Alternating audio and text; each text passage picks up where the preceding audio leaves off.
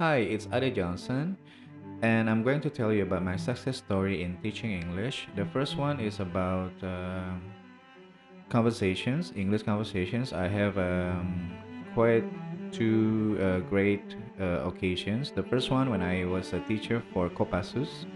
So it was assigned by EF at the time, English first.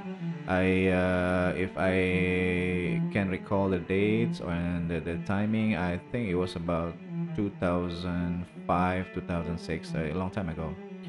And then this group of mayors, they were very interested in teaching English because they were about to assign to be assigned to other countries like Australia, US, or other countries that speak English. So basically, I was a teacher for them, and the interesting part is I was teaching about how to use the Kopassus terms in English. So that was fun.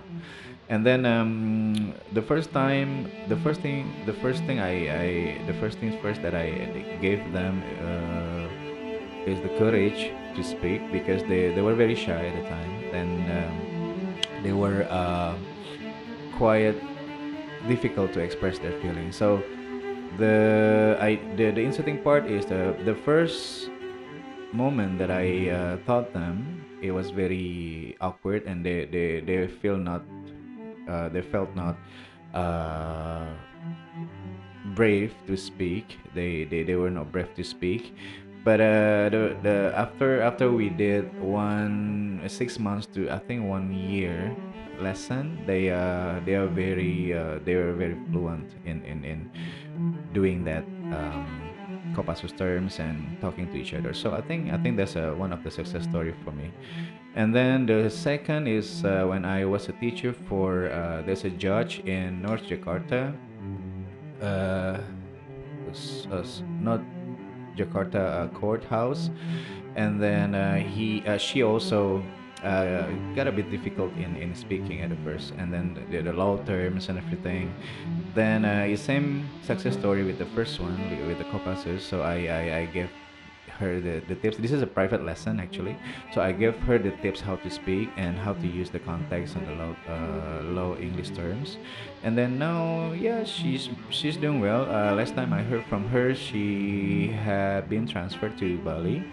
So she's still doing English, and it's quite good because the first time I taught her was she was very shy to express what her feeling is, um, how to do the low terms in English and stuff like that. But now she's improving, and she's still doing the she's still a judge for some courthouse in Bali.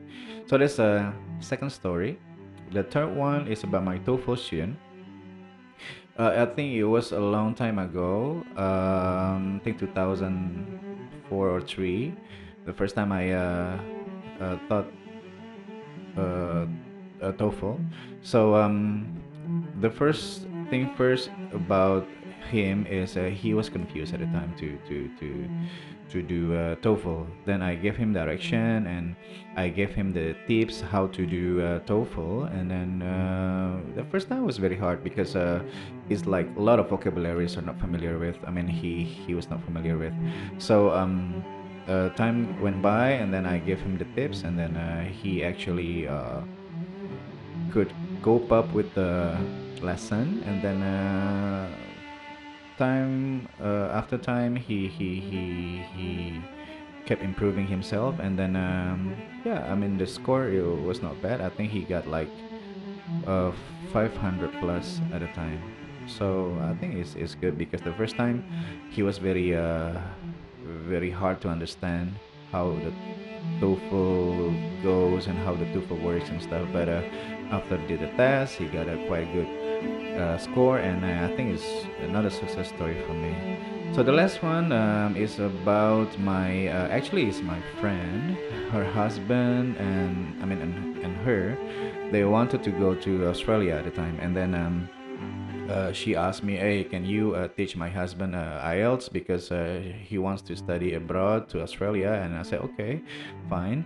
And then I think I had taught him for like 3 to 4 months, I think 5 months max. And then he actually he's actually good, but on paper and on a test he is quite weak. So I gave him directions how to do good IELTS, how to have how to get a good IELTS score. And then he followed my instruction, he practiced a lot at home, and now they're in Australia, and he's been studying for I think 2 years now, in Australia. So I think that's quite good, because the first time he was very confused and not knowing what to do with the IELTS situation kind of thing. So I give him directions, I give him tips, and then he could cope up. And then now now he and his family are in Australia, and he's been studying for 2 years there.